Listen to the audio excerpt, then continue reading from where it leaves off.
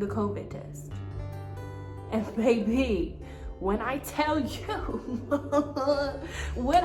you, they touched my brain and the back of my eyeball at the same time, I was calling out for my mama.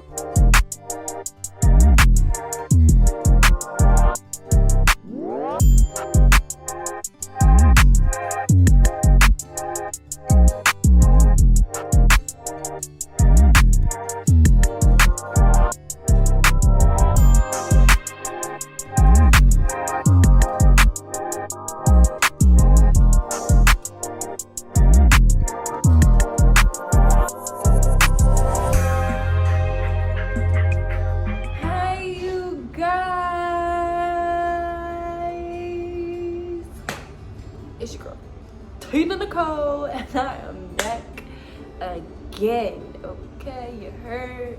Anyway, if you are new to this channel, subscribe to your girl. You gonna like me. I don't mean to sound real cocky, but you don't like me, sweetheart. But you might as well just subscribe now and join the family.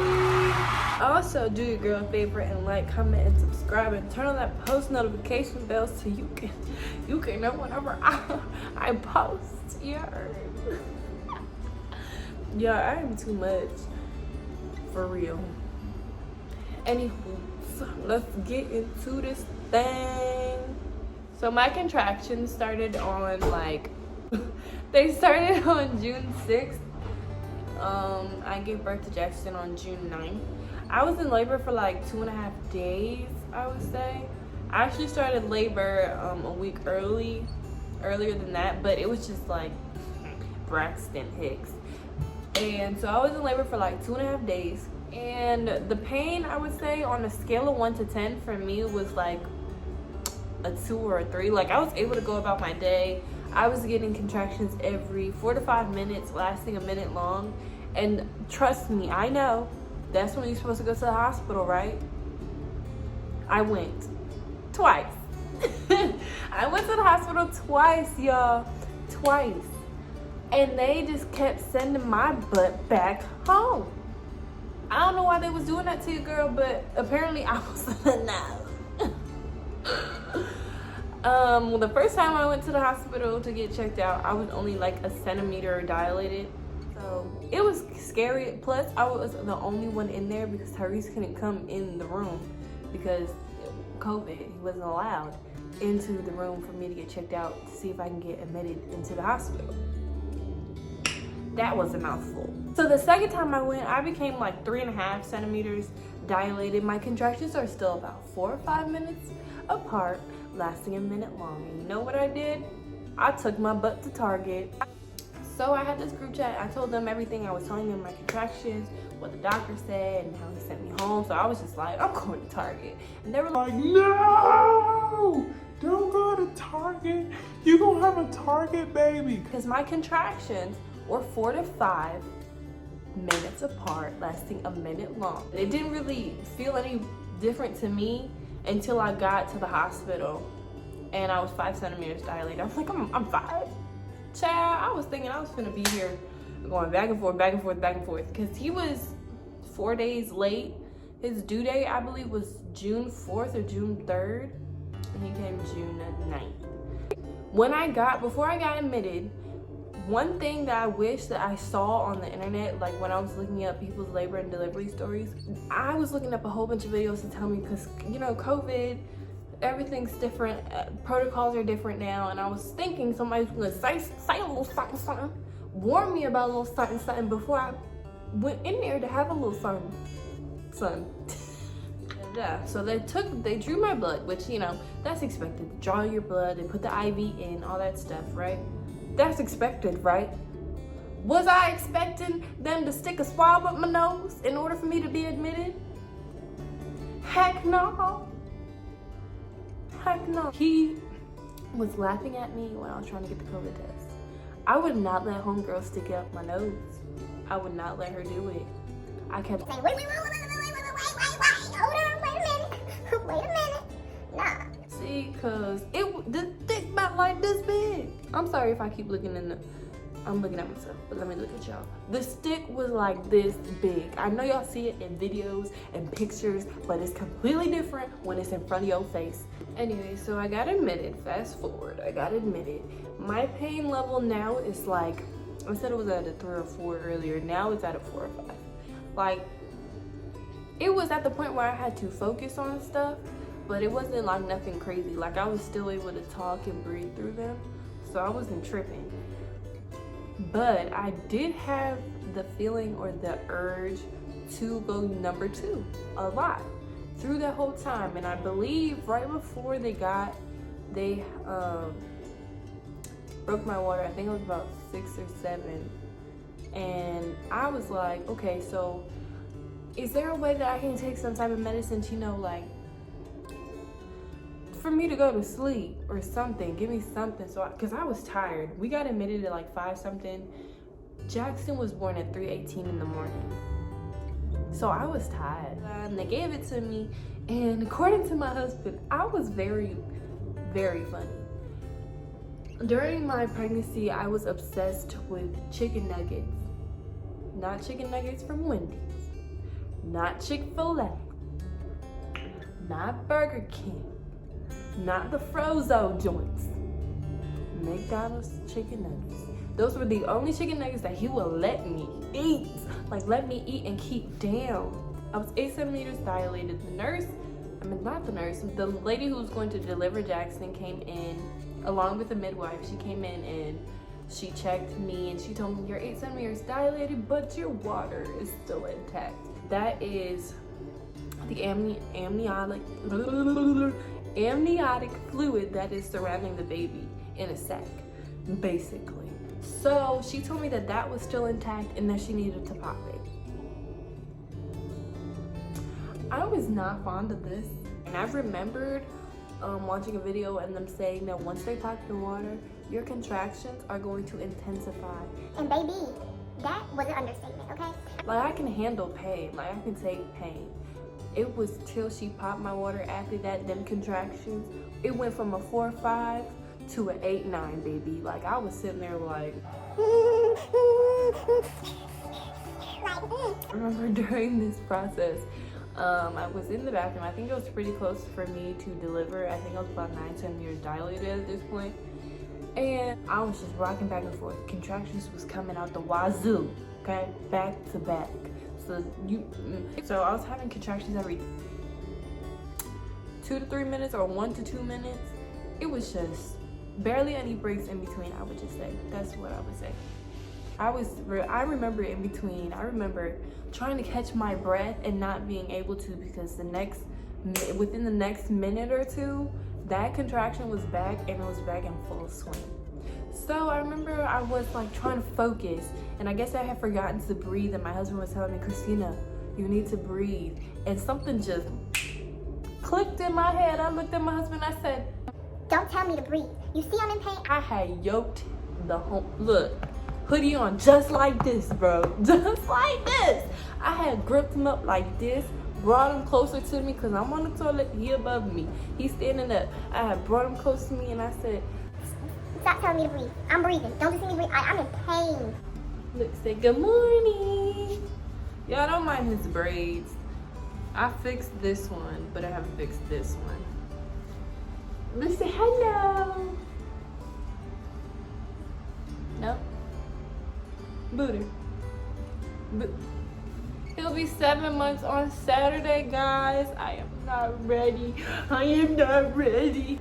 So now if y'all see me keep looking back, y'all know what I'm looking at. Okay? So he was already like a low baby. When I was pregnant, he was already mad low. And once I was like, how much lower could he get? And I guess lower was out because he was out.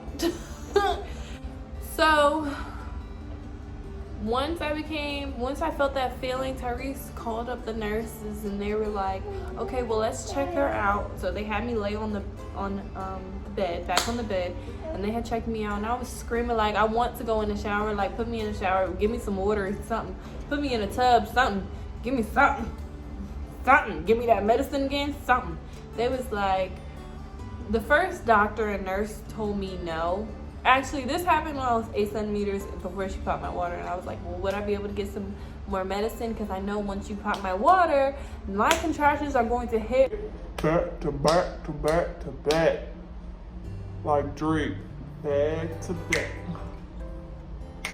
They were like, no, we can't give you that medicine again. And in hindsight, I wish I knew why. I wish they told me why they couldn't give it to me again. They just flat out told me no.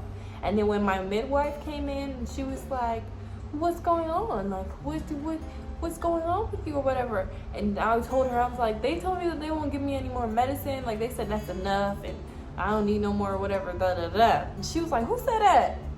Like, homegirl was finna go fight for me or something. I'm like that. I like that. Yeah, so she went back, she talked to them, and she was like, we giving her this medicine. And then she came back and she was like, I'm only gonna give you like a half a dose. And fast forwarding to when I was about to deliver, it took me about 2 hours to push him out. Really ready, I feel like, in my mind to push him out. I feel like you should be somewhere like, you finna push out this baby, so let's get it together and let's push him out. I feel like it's one of the things that I wish Tyrese would have known, that his part was bigger than what he thought it was. Like, I think he thought it was just holding my hand and telling me to breathe and telling me it's going to be okay, that this pain is just temporary. Like, I think I needed more than that. I think I needed some, like, You can push him out. You can do this. Like, you're real strong. You can do this. I wish I would have known a little bit more on that end so I can help educate him on this stuff. Like, I was good. I had posters all over the house because we were supposed to do a home birth. I had posters all over the house for words for him to say to me, but once you're in it, you don't remember what's supposed to happen. Like, you don't remember what your plans were once you're in it. Once you're in the full swing of labor, child, you don't remember. Anyway, so as I was about to push him out, he had reached almost the end of his he had almost reached his destination, and his heart rate was a good 135, 140, and then it went right down to 90. He was basically, his heart rate went down significantly. So they were like, You need to push him out, and you need to push him out now. Now. Right now. so I didn't have when you're pushing out your child, you are pushing with your contractions. And when his heart rate went down to 90, I was not having a contraction. I had just had one. I just tried to push him out, and it wasn't working because that ring of fire, baby. But within that, when they told me that his heart rate went down to 90, I was like, tuh. And that one push, homeboy came right out at 6 pounds, 15 ounces at 3:18 in the morning. And ever since, he has been a major blessing. Now that he can move around and stuff and he can walk and stuff, child, they said the newborn stage was gonna be hard. One thing I had to say to my husband, which I hate that I had to say this, but I was like, if anything, if I am on the verge, on the cusp of losing my life and I can't fight for myself, please fight for me. Like, and he was like, why? I'm pretty sure they're gonna do everything they can to save you. They don't see our pain and what is going on with us, bless you, baby, the same way they do with others. It's sad that it happens, that they don't view us the same that they view others, and that can lead to us dying, and that's not okay. Something really needs to change, and I really wish that I stayed the path that I was going to, which was an OBGYN instead of an elementary school teacher. But your girl wants to change lives within their lives, if you get what I'm saying. But I really want to impact their lives, like, on a daily basis, starting mad young, if you get what I'm saying. I could just die for them and not even listening to me on saying I'm feeling pain in my chest, and they just brush it off their shoulders. You feel me? Not all of them are like that. Not all nurses, not all doctors. But you never know who you're going to get, sweetie. So I'm telling you, if you look just like me, baby, please educate yourself as well as your significant other or the father of your child. And it makes me sad seeing stuff like that. Like, you're just trying to bring a beautiful blessing into the world. That was my number one fear, actually, was dying while giving birth to my son. Because I've seen so many I don't really think I paid attention to it till I became pregnant. Let me go take care of my child. This is the end of my videos. Like, share, comment, and subscribe to your girl's channel. I post every Saturday. Hit that post notification bell right down there, as well as the subscribe button if you are not a part of the family. Like, let's be friends, okay?